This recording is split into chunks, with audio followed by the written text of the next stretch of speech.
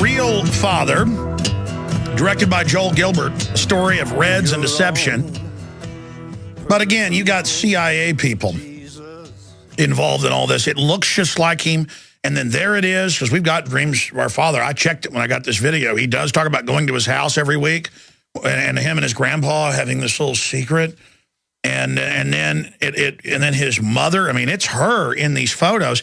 Let's go back to this. How did you get these photos, Joel?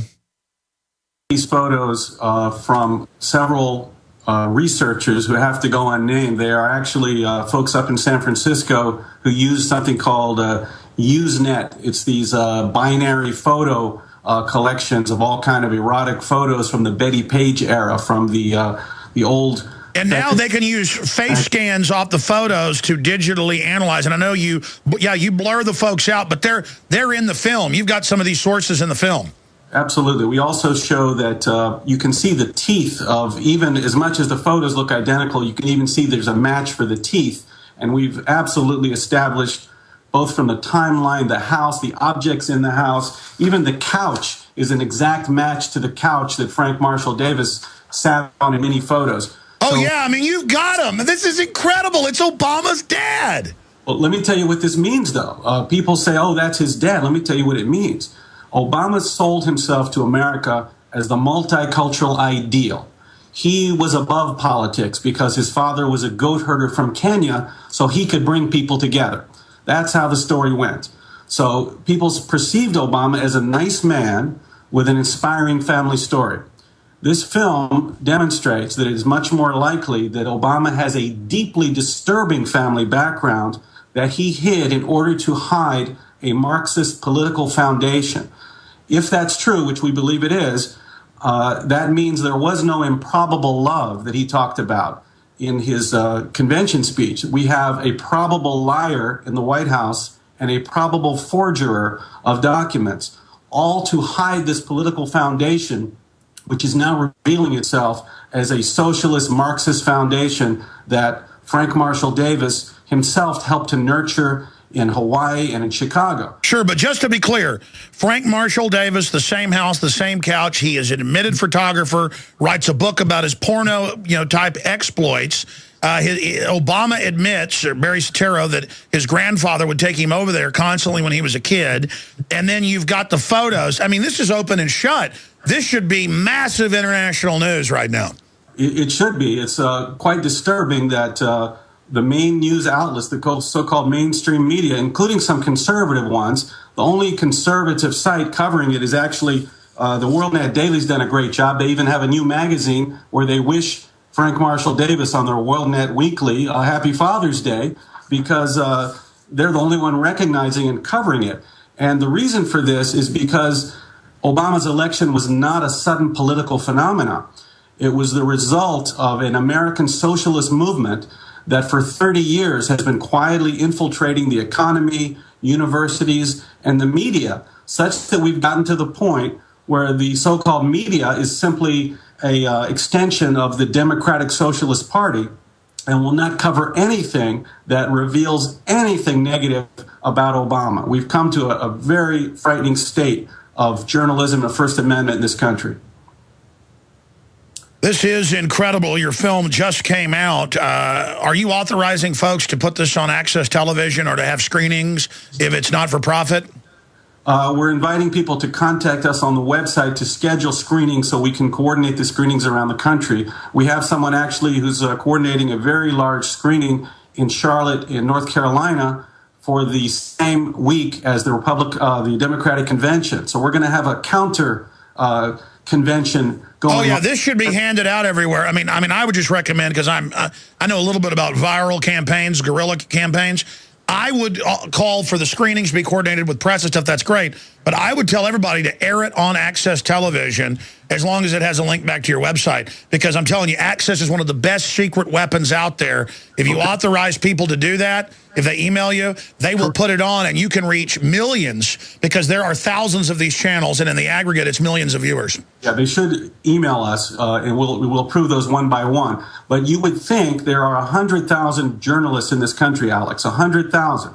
You would think that one of them would want to win the Pulitzer Prize.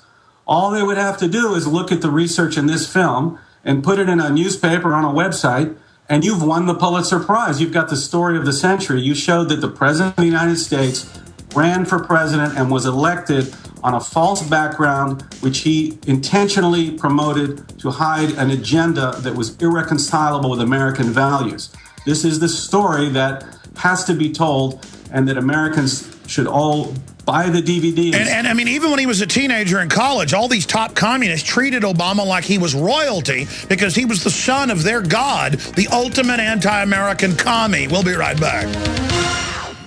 We're on the march. I tell you, you got to pray for Joel Gilbert. I can feel the angel of death's wings flapping around even covering something like this. Because let me tell you, this is dangerous stuff. I've seen the film. My gut tells me this is Obama's daddy, and the evidence all points there. We know that guy in Kenya looks nothing like him. We know the State Department said it wasn't his dad and threw him out. We know Obama's got fake Social Security numbers. Well, the Social Security number of a dead person. The list goes on and on. The film is available by Joel Gilbert, Dreams of My Real Father, at InfoWarsShop.com or by calling 888-253-3139. And he could charge $30 for a film like this. He charges $14.95. That's what we're selling it for. Get a free Citizen Rule book and InfoWars.com, bumper stickers and stuff when you order it at InfoWarsShop.com, or again, 888-253-3139. Everybody needs to get this. Call your neighbors over and show it to them. This is a very important film. It sold me. Everything just click, click, click, click, click. It's like, that's it. That is it. That is it. That is it. And then it's, again, it's in his daddy's, it just blows me away that he's got the same couch with his mother bending over on it. He says he goes over there when he's 10 every week with his grandfather. When he gets left there by his mother, he's the top commie leader involved in the foundations that later support Obama and treat him like royalty. When he's at Bill Ayer's house, when he's out of high school.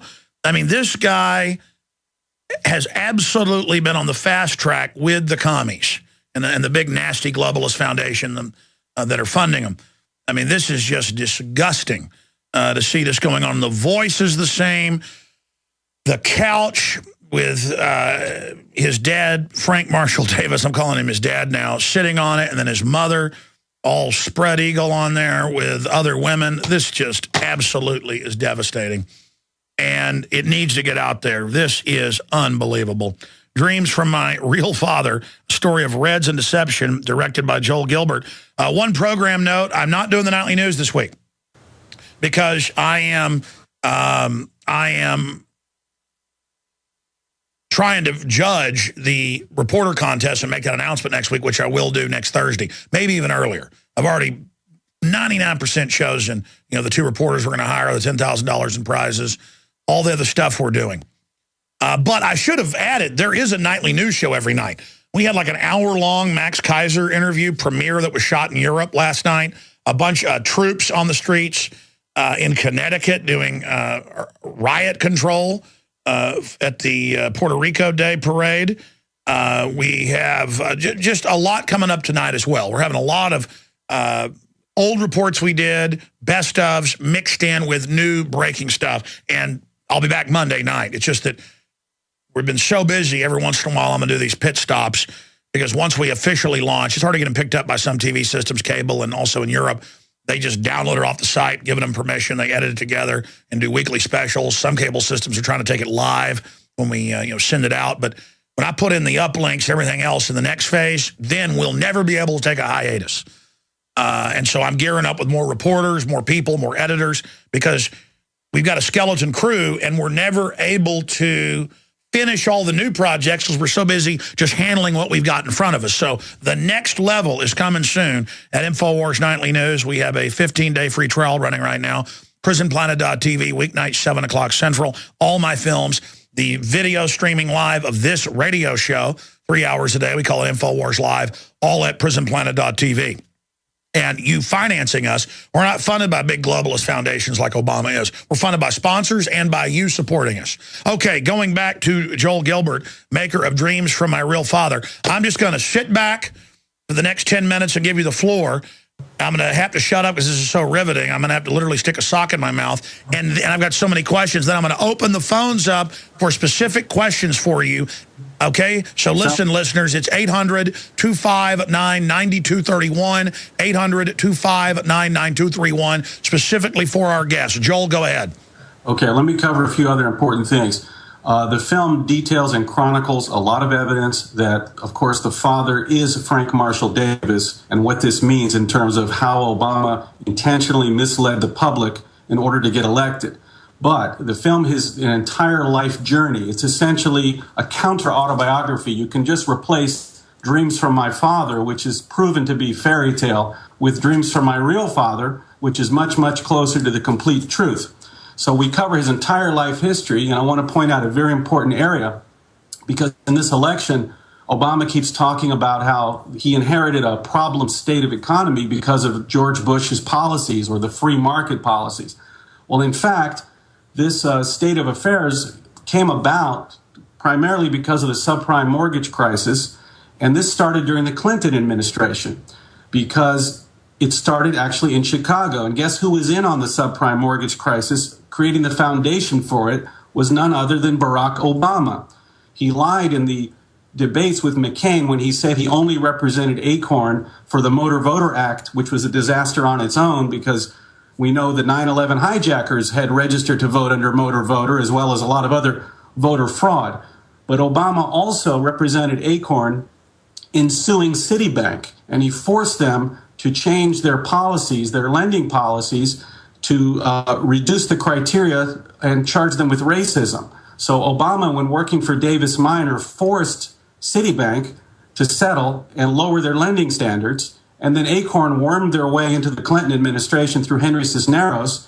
And it was Clinton who ordered the lowering of lending standards across all lending institutions, Fannie Mae and Freddie Mac. That's what led to the big crisis, subprime mortgage crisis that exploded at the end of the Bush administration. So it's Obama himself that helped start that process that we still are struggling with today.